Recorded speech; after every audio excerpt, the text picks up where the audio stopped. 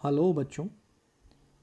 आज हम लोग डिस्कस करने वाले हैं आपका कॉन्सेंट्रेशन ऑफ सॉल्यूशन के बारे में। तो कॉन्सेंट्रेशन ऑफ सॉल्यूशन क्या होता है और किस तरीके से कॉन्सेंट्रेशन ऑफ सॉल्यूशन को हम लोग एक्सप्रेस करते हैं, ये सारी चीज़ें इस वीडियो में मैं आपके साथ डिस्कस करने वाला हूँ। तो फर्स्ट ऑफ ऑल सॉल्यूशन की अगर हम बात करते हैं तो सॉल्यूशन जो है होमोजीनियस सॉल्यूशन की हम लोग बात कर रहे हैं। We are talking about homogeneous solution. Homogeneous solution में बेसिकली दो कंपोनेंट प्रेजेंट होते हैं। कोई भी सॉल्यूशन अगर हम बात करते हैं तो दो कंपोनेंट प्रेजेंट होते हैं, जिसमें एक आपके पास सॉल्यूट होता है और दूसरा आपके पास सॉल्वेंट होता है, राइट। सॉल्यूट और सॉल्वेंट क्या है? वो सॉल्यूशन का कंपोनेंट सॉल्यूट कहलाता है जिसके नंबर ऑफ मोल्स कम होते हैं, और वो कंपोनेंट सॉल्यूशन का सॉल्वेंट कहलाता है जिसके नंबर ऑफ मोल्स ज़्यादा होते हैं। क्लियर? सॉल्यूशन के अंदर सॉल्यूट एक से ज़्यादा भी हो सकते हैं, राइट। बट यहाँ पर हम लोग जो जनरली डिस्कस करते हैं वो बाइनरी सॉल्यूशंस के बारे में हम लोग डिस्कस करते हैं। बाइनरी सॉल्यूशंस मींस जिसमें एक सॉल्यूट हो और एक सॉल्वेंट हो। तो यहाँ पर हमारा जो फोकस रहने वाला है वो बाइनरी सॉल्यूशन के ऊपर ही रहने वाला है, राइट। अब कॉन्सेंट्रेशन क्या है बच्चों? कॉन्सेंट्रेशन क्या है? कॉन्सेंट्रेशन है कि आपका जो कोई सॉल्यूशन है उस सॉल्यूशन के अंदर what is the quantity of solute. Solute की क्वांटिटी कितनी है? सॉल्यूशन के अंदर सॉल्यूट की क्वांटिटी कितनी है? Okay, amount of solute. कुल मिलाकर अगर हम कहते हैं तो amount of solute present in a solution is known as concentration, right? Now we have different methods of expressing the concentration. Concentration को express करने के we have different methods. Now वो methods क्या हैं? One by one we will discuss with you. And the first one you can see it is mass percentage, जिसे हम W by W से represent करते हैं, इट इज़ मास परसेंटेज। तो what the mass percentage क्या represent करता है? ये रिप्रेजेंट करता है बच्चों amount of solute in a 100 gram of solution. यानी कि आपके पास अगर हम लोग 100 ग्राम सॉल्यूशन लेते हैं, 100 ग्राम सॉल्यूशन अगर हम लोग लेते हैं तो उस 100 ग्राम सॉल्यूशन में what is the quantity of solute. 100 gram solution में सॉल्यूट की क्वांटिटी कितनी है? सॉल्यूट कितना ग्राम प्रेजेंट है, that is your mass percentage, right? So it represent the number, it represent the amount of solute in a 100 gram of solution. Suppose I say कि I have a 10 gram glucose in 100 gram solution, it means that the mass percentage of a solution will be 10% because I have a 10 gram glucose. 100 का 10% 10 ग्राम होता है, तो 10 gram of glucose I have, it means that the mass percentage of a solution is 10%, right. Clear? Okay. ना mathematically अगर हम देखते हैं students, mathematically अगर हम इस चीज़ को देखते हैं तो what is the formula of mass percentage? जिस कंपोनेंट का आप मास परसेंटेज सॉल्वेंट का भी निकाल सकते हैं, सोल्यूट का भी निकाल सकते हैं, लेकिन अगर हम कॉन्सेंट्रेशन की बात करें तो यूजुअली हम सोल्यूट की ही बात करेंगे। तो मैथमेटिकली अगर हम लोग देखते हैं तो what is a formula of mass percentage, है ना। तो जिस कंपोनेंट का आपको मास परसेंटेज निकालना है, it's mass should be taken in numerator, mass of the component, and in denominator we will take mass of the solution, right, into 100, that's it, into 100, है ना। तो सब क्लियर हो गया सबको? तो मास percent of a component mathematically is what? Mass of the component upon mass of the solution into 100. That's it. Okay. Next one we have volume percentage. Volume percentage बच्चों, volume percentage that is V by V.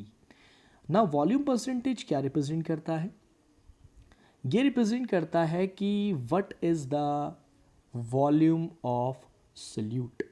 Volume of solute in 100 ml of solution. यानी कि आपका जो solution होगा it should be 100 ml, mass percentage में हम solution का क्या लेते हैं, मास परसेंटेज में हम सोल्यूशन का मास लेते हैं, कितना लेते हैं, 100 ग्राम लेते हैं। वॉल्यूम परसेंटेज में हम सोल्यूशन का क्या लेते हैं, वॉल्यूम लेते हैं, कितना वॉल्यूम लेते हैं, 100 ml वॉल्यूम लेते हैं। अब इस 100 ml सोल्यूशन में सोल्यूट का कितना ml प्रेजेंट है, यानी कि कितना वॉल्यूम प्रेजेंट है, that is your volume percentage. Suppose I से कि आपके सोल्यूशन में सोल्यूट 10 ml सोल्यूट प्रेजेंट है 100 ml सोल्यूशन में, तो it means that the volume percentage will be 10%, right. Now mathematically the formula will be same जो हमारा मास परसेंटेज का था, उसी तरीके से आप यहाँ पर कुछ फार्मूला देखेंगे, वहाँ पर मास आया था, यहाँ पर वॉल्यूम आ जाएगा। Volume of the component upon volume of the solution into 100, right. Volume of the component upon volume of the solution into 100, this is the formula. Okay, volume percentage, mass percentage में mass of the component upon mass of the solution into 100. Mass percentage deal in terms of mass and volume percentage deal in volume, right? Okay. Now next we have बच्चों, it's mass by volume percentage. Mass by volume percentage. Now what's the mass by volume percentage? ये है बच्चों mass by volume percentage. It means that कि जो आपका component होगा salute या solvent, usually salute, तो आपको सल्यूट का लेना होगा मास और सॉल्यूशन का लेना होगा वॉल्यूम। कितना वॉल्यूम लेना होगा, 100 ml, ठीक है। यानी कि जो वॉल्यूम है, ये वॉल्यूम किसका है बच्चों, ये वॉल्यूम किसका है, सॉल्यूशन का, ठीक है, सॉल्यूशन का। और कितना वॉल्यूम लेना है, you have to take 100 ml। अब 100 ml सोल्यूशन में आपका सोल्यूट कितने ग्राम है, that is your mass by volume percentage, mass by volume.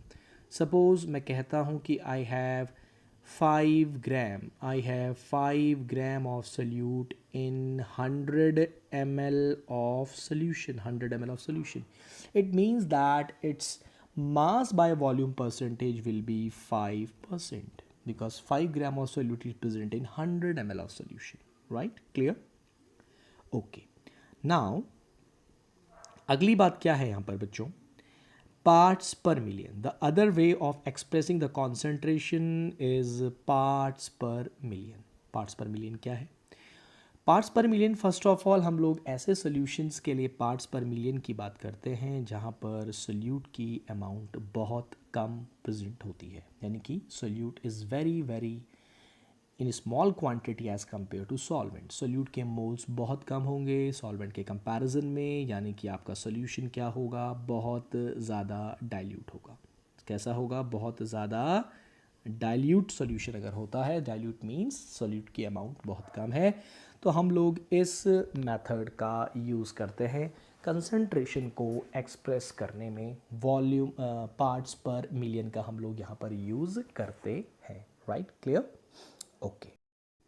तो it is ppm is express for very very dilute solution. Now ये होता क्या है, इसके ऊपर बात करते हैं।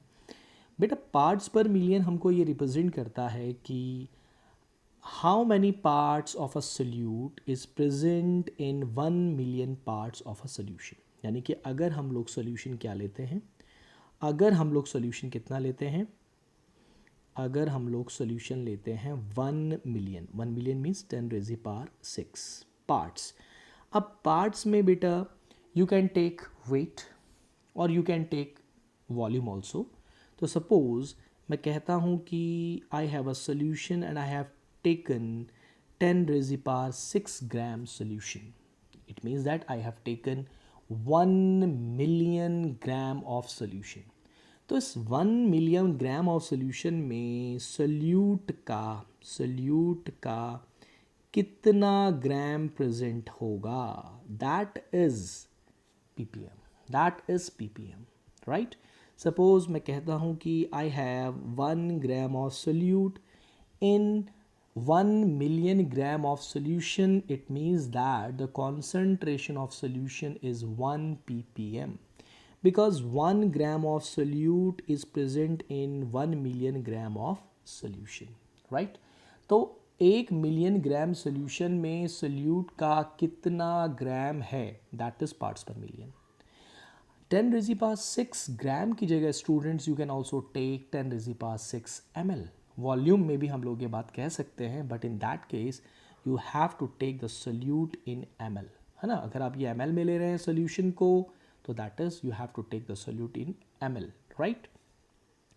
तो यहाँ पर हम ये कह सकते हैं कि number of parts of component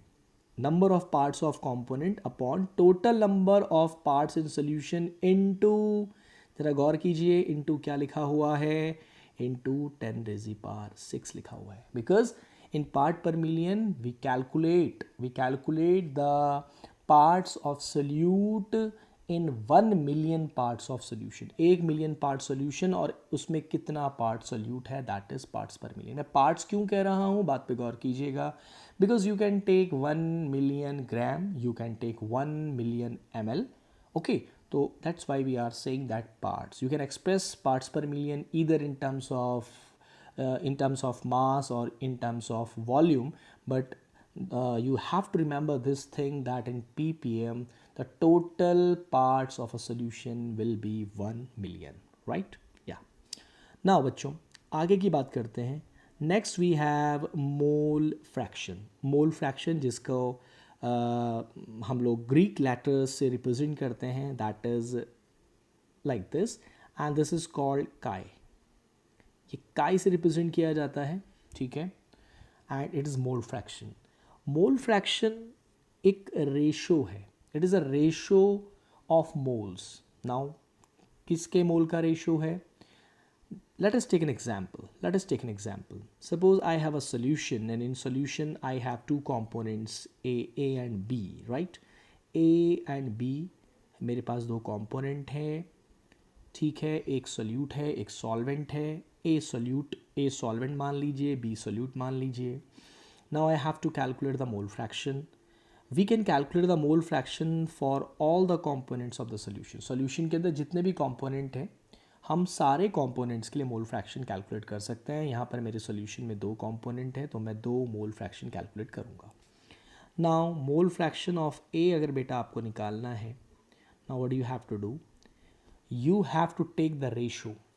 जिस कंपोनेंट का मोल फ्रैक्शन निकालना है, take mole of that component in the numerator and divide these mole by total number of moles present in a solution. Solution के अंदर आपके पास ए के मोल भी होंगे, बी के मोल भी होंगे, तो आपको डिवाइड करना होगा ए और बी के मोल का जो सम आएगा उससे आपको ए के मोल्स को डिवाइड करना है, तो you will get the mole fraction of that A. In a same way, if you want to calculate the mole fraction of b, now what do you have to do? In numerator you will take the moles of b, right? और denominator में solution में कितने moles हैं वो आप ले लेंगे. Just a moment. Solution में जितने मोल्स हैं वो आप ले लेंगे, यानी कि अगर आपको काई बी चाहिए तो you will take N B upon N A plus N B, right? N A plus N B. तो it is a ratio basically.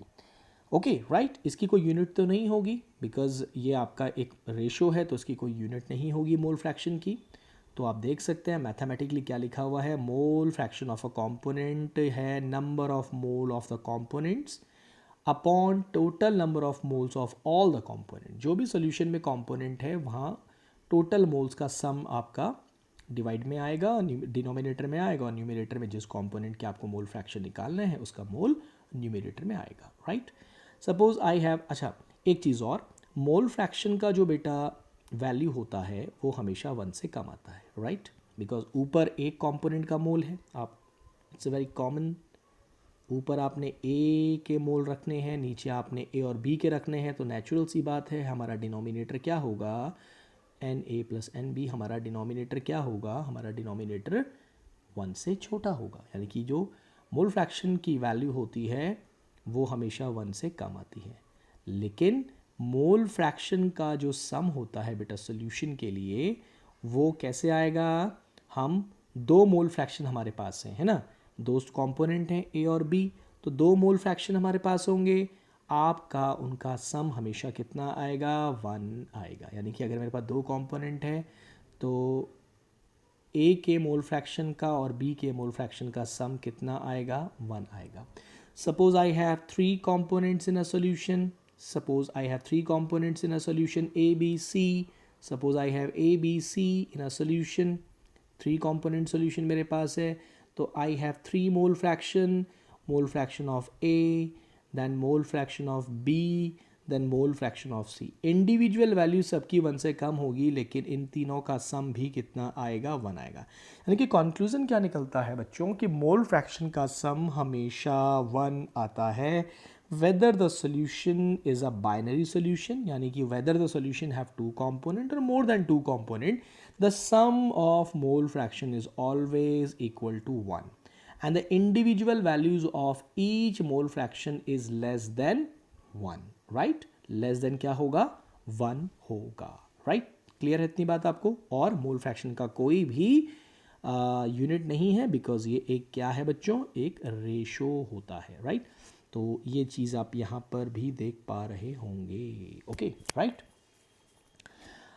Okay, now next thing, आगे हम लोग बात करेंगे मोलैरिटी, कैपिटल एम मोलैरिटी क्या चीज़ होती है? देखो, मोलैरिटी को अगर मैं पहले इसका समझ लीजिए कि होता क्या है। In molarity what you have to do, you have to take 1 litre solution. आपको 1 लीटर सोल्यूशन लेना है बेटा, 1 लीटर क्या लेना है? सोल्यूशन लेना है। और उस 1 लीटर सोल्यूशन में कितने सोल्यूट के मोल्स प्रेजेंट हैं?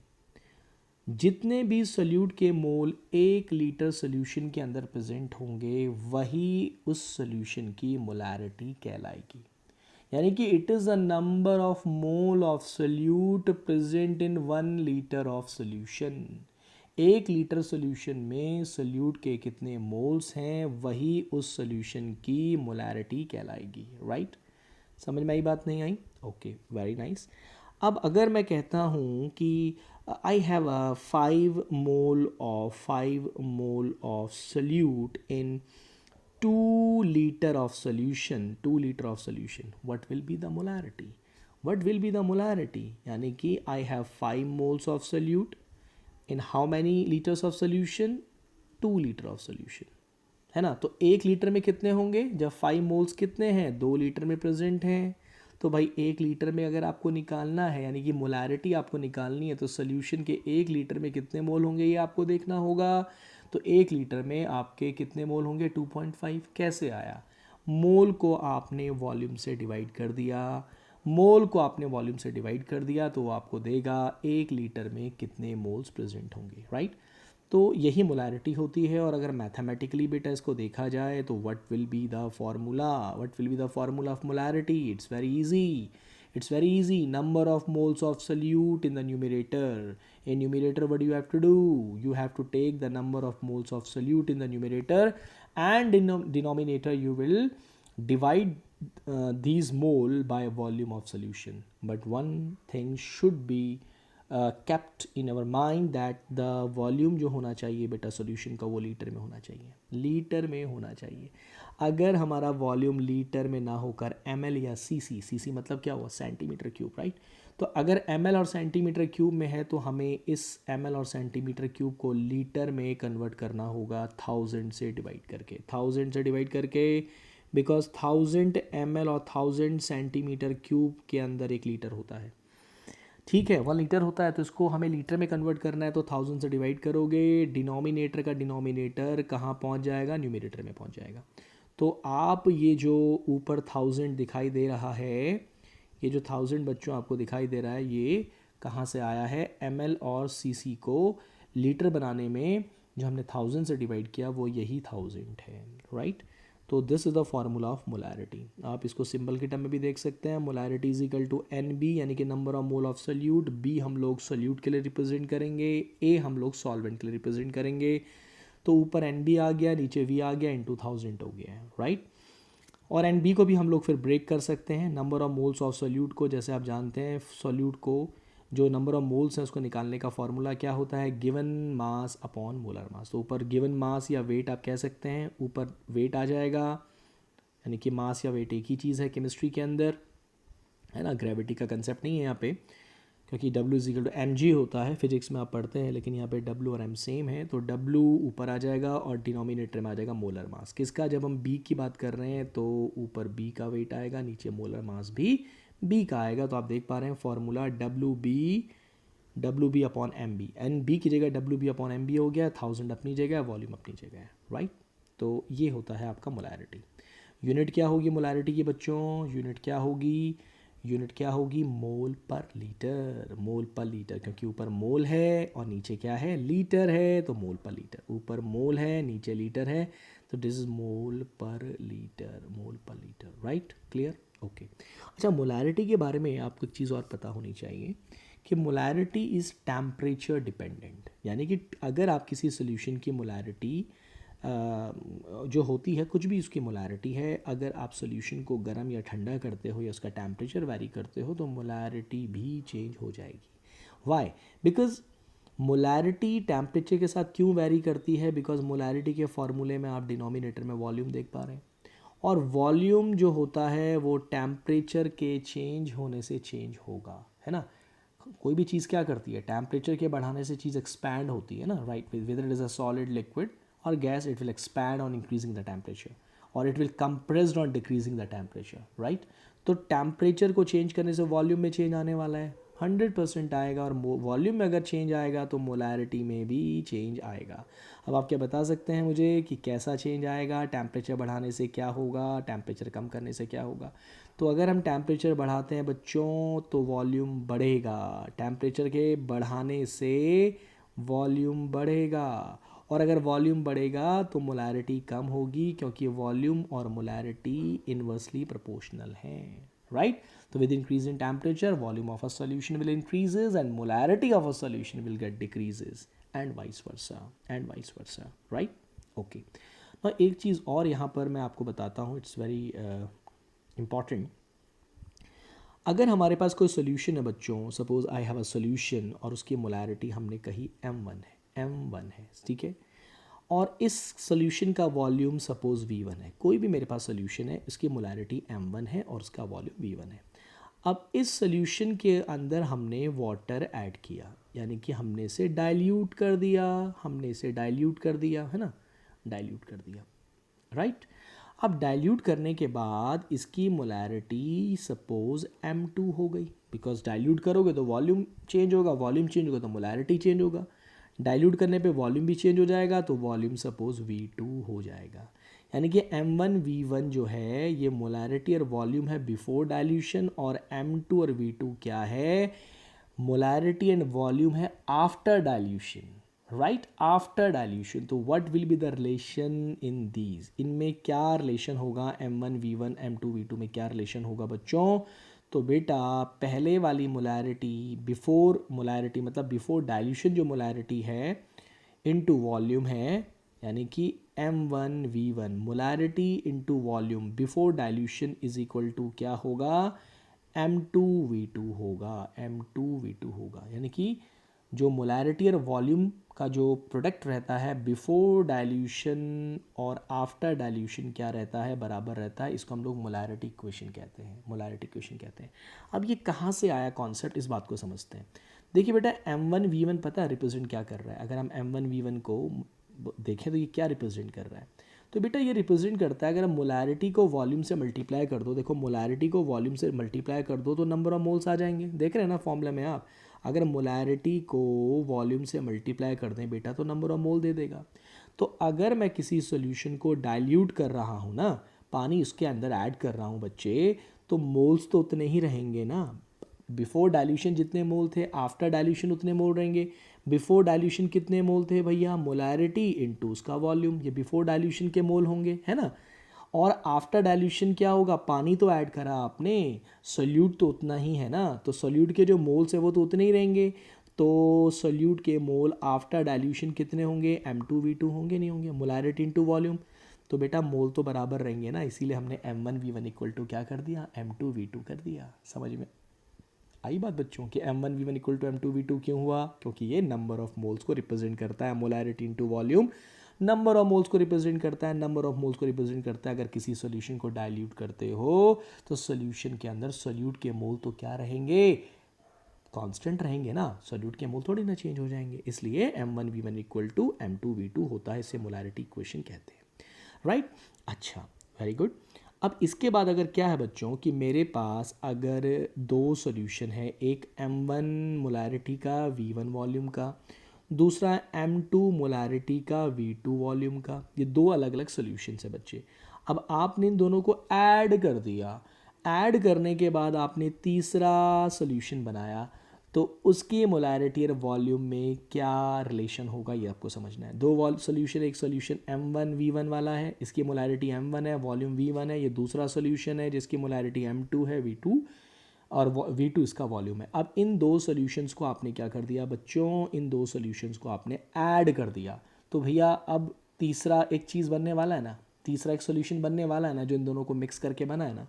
तो फिर उस तीसरे सॉल्यूशन की मोलैरिटी वॉल्यूम में क्या रिलेशन होगा, बात को समझिएगा, इट्स वेरी इजी अगेन बेटा, ये रिलेशन होगा M1V1 plus M2V2 is equal to M3V1 plus V1 plus V2। अब देखो यहाँ पर भी बेटा सेम कॉन्सेप्ट होता है, यहाँ पर भी देखो, जस्ट अ मोमेंट, मैं कहाँ पर था, जस्ट वेट, या ये लीजिए, यहाँ पे हम लोग बात कर रहे थे।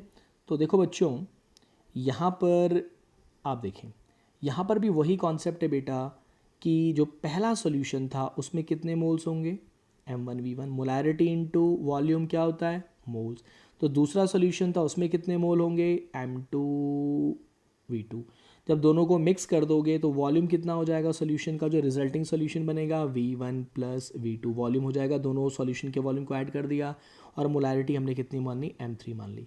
तो M1V1 plus M2V2 equal to M3V1 plus V2 कैसे आया भाई, नंबर ऑफ मोल्स, जब हमने सोल्यूशन ऐड किया, पहला सोल्यूशन उसमें दूसरा सोल्यूशन ऐड किया, तो भैया नंबर ऑफ मोल्स भी तो ऐड होंगे ना। तो M1V1 किस चीज़ को रिप्रेजेंट कर रहा है, number of moles in this solution. M2V2 किसको रिप्रेजेंट कर रहा है, number of moles in this solution. अब इन दोनों को अगर ऐड कर दोगे तो जो रिजल्टिंग सोल्यूशन होगा उसमें जो मोल्स होंगे वो इनका सम तो आएगा बच्चों।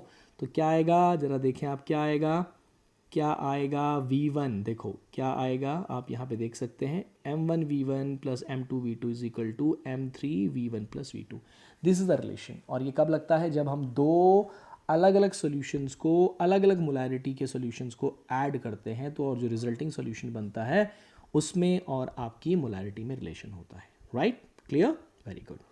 अब आता है बेटा मोलैलिटी। मोलैलिटी क्या होता है, मोलैलिटी में क्या करना होता है बच्चों, मोलैरिटी में हम लोग 1 लीटर सॉल्यूशन लेते थे, राइट। मोलैलिटी में बच्चों हम 1 किलो सॉल्वेंट लेंगे बच्चों, सॉल्यूशन नहीं लेंगे, हम सॉल्यूशन नहीं लेंगे, हम लोग सॉल्वेंट लेंगे, और सॉल्वेंट का भी हम लोग वॉल्यूम नहीं लेंगे, मास लेंगे केजी में। तो 1 किलो सॉल्वेंट में सॉल्यूट के जितने भी मोल्स होते हैं वही मोलैलिटी कहलाती है, ठीक है। 1 किलो सॉल्वेंट में सॉल्यूट के जितने मोल्स होते हैं वही आपकी मोलैलिटी कहलाती है, जबकि 1 लीटर सॉल्यूशन में सॉल्यूट के जितने मोल्स होते हैं वो मोलैरिटी कहलाती है, मोलैरिटी और ये मोलैलिटी, राइट। अब अगर हम लोग इसको मैथमेटिकली देखें तो क्या फार्मूला बनने वाला है बच्चों, ऊपर न्यूमरेटर में क्या आने वाला है, न्यूमरेटर में आने वाला है number of moles of solute, और डिनोमिनेटर में क्या आने वाला है, weight of solvent in KG, weight of solvent in KG. Let us take an example, suppose मैं कहता हूँ कि मेरे पास सोल्यूट के 5 मोल्स हैं, राइट, और सॉल्वेंट मेरे पास 10 किलो है, 10 किलो मेरे पास सॉल्वेंट है और इस 10 किलो सॉल्वेंट पे मेरे पास 5 मोल सोल्यूट के हैं। तो बताओ मोलालिटी कितनी होगी। तो भाई 5 मोल कितने केजी में है, 10 केजी में है। 5 मोल कितने केजी में है, 10 केजी में है। तो भाई 1 मोल कितने केजी में होगा, 1 मोल कितने केजी में होगा, बताओ ज़रा कितने केजी में होगा। तो 10 केजी में 5 मोल, तो 1 केजी में कितना होगा। हमें क्या करना होगा, हमें मोल्स को यानी कि 5 को 10 से डिवाइड करना होगा, तो वो 1 किलो में आ जाएगा। यानी कि क्या सीखा, क्या सीखा फॉर्मूला बच्चों। Number of mole of solute numerator में आएंगे और डिनोमिनेटर में क्या आएगा, वेट ऑफ सॉल्वेंट। जबकि मोलारिटी में क्या होता था, ऊपर आता था number of mole of solute, लेकिन नीचे आता था वॉल्यूम ऑफ सोल्यूशन। यहाँ पे आएगा वेट ऑफ सॉल्वेंट। केजी में होना चाहिए। अगर ये ग्राम में हुआ तो क्या करोगे, या मिलीग्राम में हुआ तो क्या करोगे, आप इसे चेंज करोगे केजी में। अब अगर ग्राम में है तो 1000 से डिवाइड करोगे, 1000 से डिवाइड करने पे क्या होगा, 1000 कहाँ पहुँच जाएगा, 1000 न्यूमरेटर में पहुँच जाएगा और फॉर्मूला हो जाएगा number of mole of solute upon weight of solvent in gram into 1000 in numerator, right. Clear. तो this is a formula of molality. Molality बच्चों टेम्परेचर डिपेंडेंट नहीं है। टेम्परेचर डिपेंडेंट बेटा वो कॉन्सेंट्रेशन होगा जिस कॉन्सेंट्रेशन के अंदर वॉल्यूम का इन्वॉल्वमेंट होगा। अगर वॉल्यूम नहीं है, अगर फॉर्मूले में वॉल्यूम नहीं है तो मोलालिटी में कोई चेंज नहीं आएगा, सॉरी कॉन्सेंट्रेशन में कोई चेंज नहीं आएगा। अब आप देख पा रहे हैं मोलालिटी के अंदर जो फॉर्मूला है इसमें वॉल्यूम का इन्वॉल्वमेंट नहीं है, इसलिए कोई भी ऐसा फैक्टर, कोई भी ऐसी चीज़ यहाँ पर नहीं है जो टेम्परेचर के साथ वेरी करती हो।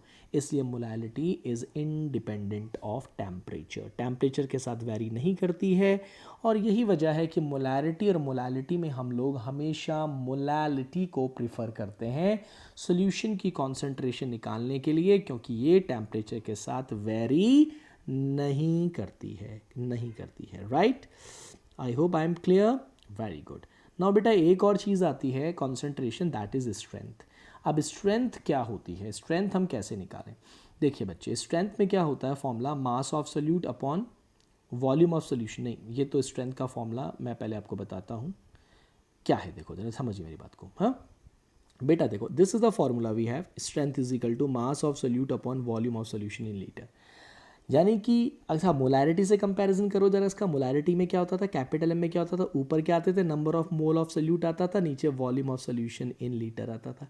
लेकिन बेटा अगर नंबर ऑफ मोल्स की जगह, सोल्यूट के नंबर ऑफ मोल्स की जगह हम मोल्स का जो मतलब सोल्यूट है उसके मोल्स ना लेकर अगर हम क्या ले लें, अगर हम मास ले लें, तो वो स्ट्रेंथ होती है। यानी कि स्ट्रेंथ क्या होती है, amount of solute present in 1 litre of solution. 1 litre solution में सोल्यूट की कितनी अमाउंट प्रेजेंट है, जबकि 1 लीटर सोल्यूशन में सोल्यूट के कितने मोल्स हैं वो मोलारिटी है। और अगर मोल्स की जगह हम लोग मास की बात करते हैं कि 1 लीटर सोल्यूशन में कितना मास प्रेजेंट है, तो बेटा वो स्ट्रेंथ कहलाती है, राइट। अब देखो स्ट्रेंथ भी क्या होगी, टेम्परेचर के साथ वेरी करेगी। क्यों करेगी वेरी, क्योंकि यहाँ पर आप क्या पा रहे हैं, यहाँ पर आप वॉल्यूम देख रहे हैं, फॉर्मूले के अंदर आ रहा है, इसलिए स्ट्रेंथ भी टेम्परेचर डिपेंडेंट होती है, राइट। अब इतनी सारी जो कंसंट्रेशन टर्म्स मैंने आपको यहाँ पे बताई हैं, एक ऑल्टरनेटिव फार्मूला मैं और आपके साथ शेयर करना चाहता हूँ मोलारिटी का, है ना। मोलारिटी का फॉर्मूला क्या है, देखो ज़रा। मोलारिटी में मोलारिटी इज इक्वल टू बेटा, मोलारिटी इज इक्वल टू, थोड़ा सा मैं छोटा लिख दूँ इसे, molarity is equal to mass percentage, right. Mass percentage अभी पीछे पढ़ाई मैंने आपको, mass percentage into density of a solution, है ना। D stand for density of a solution into 10 और नीचे आ जाएगा बेटा मोलर मास, कैपिटल एम से रिप्रेजेंट कर रहा हूँ मोलर मास, किसका, सोल्यूट का। सोल्यूट को मैं किससे रिप्रेजेंट कर रहा हूँ, बी से, ठीक है। तो बेटा ये आपका फॉर्मूला बनेगा मोलारिटी का, mass percentage into density into 10 upon molar mass, and this formula is applicable when we have mass percentage given to us, है ना। वैसे फॉर्मूला क्या होता है मोलारिटी का, number of mole of solute upon volume of solution in litre, but this is an alternative formula of molarity if mass percentage is given to us, right, clear, very nice. अच्छा sir, अब देखो बेटा, we have different relations in different concentration terms. जैसे दो relation आप ज़रूर याद रखें, ठीक है, वो है मोलारिटी और मोलालिटी के अंदर रिलेशन। अगर आपको ये रिलेशन डायरेक्टली याद है तो आप मोलारिटी अगर आपको दे रखी है तो आप मोलालिटी निकाल लोगे एंड वाइस वर्सा, राइट। तो क्या रिलेशन होता है मोलारिटी और मोलालिटी में, डेरिवेशन पे नहीं जा रहे हैं फ़िलहाल हम लोग। आप देखें फॉर्मूला ये है, ठीक है। स्मॉल m क्या है, मोलालिटी है सर। कैपिटल M क्या है सर, मोलारिटी है। D क्या है सर, डेंसिटी है, किसकी, सोल्यूशन की। और MB क्या है sir, molar mass of solute, molar mass of solute, right, molar mass of solute. तो क्या होगा देखो, ये तो नहीं मान रहा ये, ओके। क्या होगा बच्चों, molality is equal to 1000 into molarity upon 1000 into density of solution minus molarity into molar mass. This is the relation between what, molarity and molality. Now next relation we have in molality and mole fraction. molality and mole fraction में क्या relation है बच्चों, relation है ये देखिए आप, molality is equal to X B, chi B, not X B, जो लिखा एक्स है लेकिन इसको क्या पढ़ते हैं, काई बी, है ना। तो मोल फ्रैक्शन ऑफ सोल्यूट देख रहे हैं आप, ऊपर आ रहा है into 1000 upon mole fraction of solvent into molar mass of solvent, capital M और साथ में A लिखा है बेटा, तो मोलर मास और A का मतलब सॉल्वेंट, ठीक है। तो ये रिलेशन थोड़ा आप याद रखेंगे। क्या आप इस रिलेशन से, ये रिलेशन जो हमने बनाया, क्या समझ पा रहे हैं? अगर आप ध्यान से देखें तो क्या किया है सर, एक्स ए की जगह क्या लिखा है सर, 1 माइनस एक्स बी लिखा है। कैसे लिखा है सर ये, क्योंकि मोल फ्रैक्शन का सम क्या होता है, 1 होता है, तो A और B के मोल फ्रैक्शन का सम 1 होगा, तो इसीलिए हमने काई A की जगह 1 माइनस क्या किया है, काई B किया है। क्लियर है बात, क्लियर है बात, क्लियर है बात, very nice, very nice, okay. अब देखिए मोलारिटी और मोलालिटी में रिलेशन आ गया, मोलारिटी और मोलालिटी में रिलेशन आ गया, ठीक है। मोलालिटी और मोल फ्रैक्शन में भी रिलेशन आ गया। अब एक रिलेशन किस में पाओगे, मोलारिटी और मोल फ्रैक्शन में। भाई मोलारिटी का मोलालिटी का मोल फ्रैक्शन के साथ आ गया, स्मॉल m का मोल फ्रैक्शन के साथ आ गया।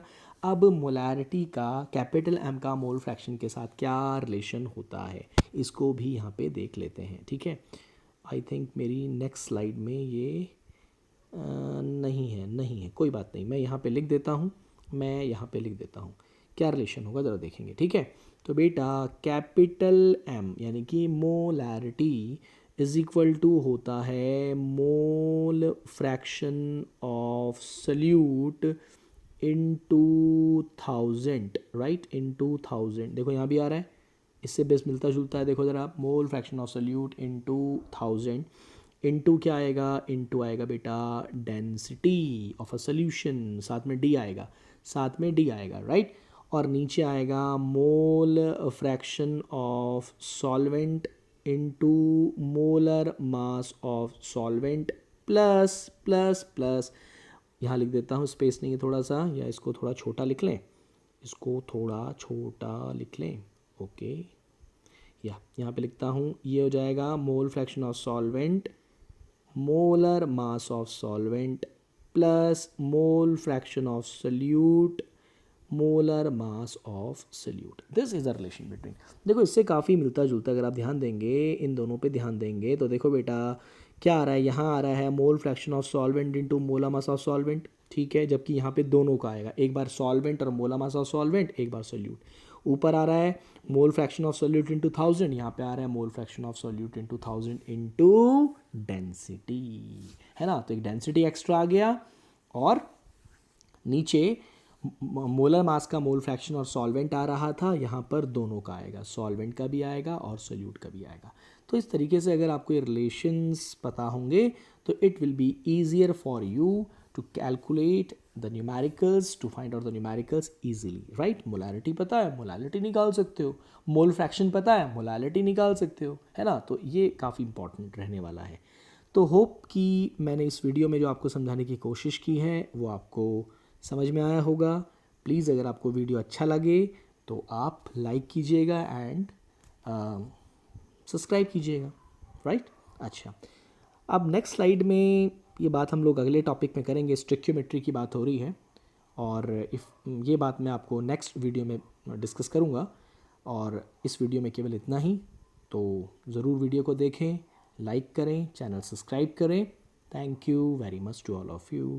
Thank you.